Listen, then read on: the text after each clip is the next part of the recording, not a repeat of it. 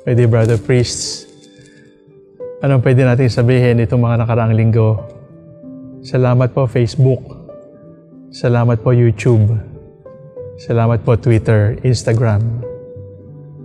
Salamat po sapagkat dahil sa inyo ay pwede kami mag-livestream ng misa.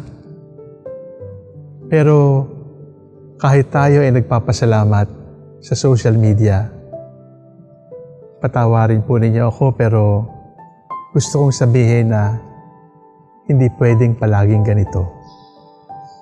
This cannot be the status quo. Because evangelization cannot just be live-streamed.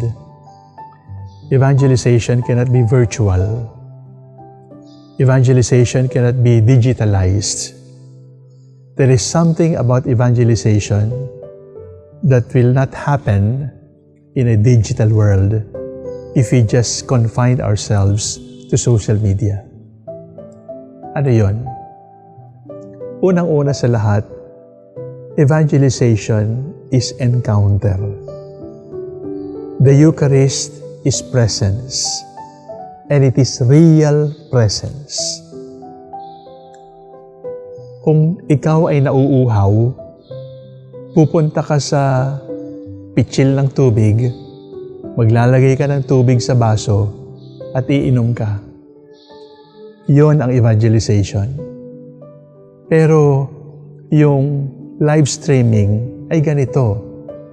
Ako ay nauuhaw, bibigyan kita ng picture ng tubig, bahala ka na sa buhay mo. O ikay nasa Baguio, ginaw na ginaw ka, feeling Europe, feeling America, pupunta ka sa fireplace, magsisindi ka ng kahoy at feeling warm. Yon ang evangelization. Ang live streaming ay ginaw na ginaw ka, kunan mo ng picture yung fireplace, ipadala mo sa kaibigan mo, at sana sabi mo sa kanya, sana uminit ang pakiramdam mo. No, it cannot be. Evangelization is essentially personal. Evangelization is essentially encounter. And how do we encounter the Lord? In personal prayer. How do we encounter the Lord? By talking to Him in prayer, by receiving Him in the sacraments. My dear brothers and sisters, there can be no evangelization separated from the sacraments, separated from the Lord, and separated from the Christian community. And live streaming does not accomplish this. Pangalawa, ang evangelization ay example. Sabi po ni St. John Paul II, ang evangelization ay proclamation, dialogue, at saka witnessing. Ang ibig sabihin noon, isa sa mga pinakatiyak na pamamaraan ng evangelization ay yung halimbawa ng buhay ng bawat Kristiyano. Di ba, narinig na natin yan sa Evangelii Nunciandi? The world does not need teachers. The world needs witnesses. And if teachers are effective in the world today, it is because they have first been witnesses. Ang pinakamahalagang gawain ng Kristiyano, ang pinakamahalagang gawain ni Father, ni Bishop, ay hindi lang yung magturo sa pamamagitan ng bibig, sa pamamagitan ng social media, online retreat katulad nito. The best way to teach is by example. Di ba ang mga magulang, kahit tayo mga pare, nagrereklamo tayo, our people are not listening to us anymore. Our children do not listen to us anymore. Totoo siguro. Signs of the times. But even if our children are not listening to us, they are watching us. Even if our parishioners are bored with our homilies, they are watching us. They are watching how we live. Because how we live is more important than the homily in the pulpit. Ang ating pamumuhay ang siyang aral na hinihintay ng ating taong bayan. And social media cannot offer that. We cannot do it by live streaming. It has to be by example. It has to be by the example, by the witnessing of our lives. Ang evangelization is by example. Ang evangelization is by encounter.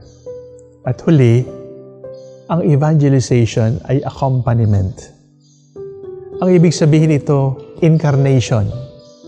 Pwede naman kasi tayong iniligtas ng Panginoon sa langit.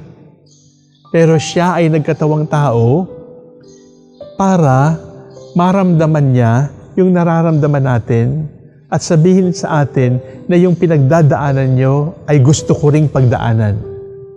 So evangelization is accompanying our people. It is physically, personally accompanying our students, our pupils. And live streaming cannot do that. Facebook will not cry for them. Only the teacher in person can do that. Facebook cannot discern for them. Only the discerning priest will be able to do that. And that is accompaniment. Na malaman natin ano ang pinagdadaanan ng bawat isa sa taong pinagkatiwala sa atin. At sa pamamagitan noon, ibigay natin ang pangangalaga katulad ng gusto ni Kristo na ibigay na alaga para sa ating mga parishioners. So, salamat sa Facebook, salamat sa live streaming, but it cannot be like this all the time. Tandaan natin, pansamantala ito in an emergency situation. When this pandemic is over, tapos na ang COVID-19, lulutang at lulutang ulit. Mas mahalaga ang encounter kaysa sa virtual presence. Mas mahalaga ang example kaysa sa drawing. Mas mahalaga ang accompaniment kaysa sa text message. Sapagkat may mga bagay na mahalaga habang panahon. Ang mga bagay na ito, the church exists in order to evangelize. And there can be no evangelization without the proper encounter between the evangelized and the Lord, without the example of those who have met the Lord, without the accompaniment of those whom the Lord has sent to be shepherds of His people. So, social media, thank you, but no thanks, because evangelization is more than social media presence. It is the real presence of the Lord.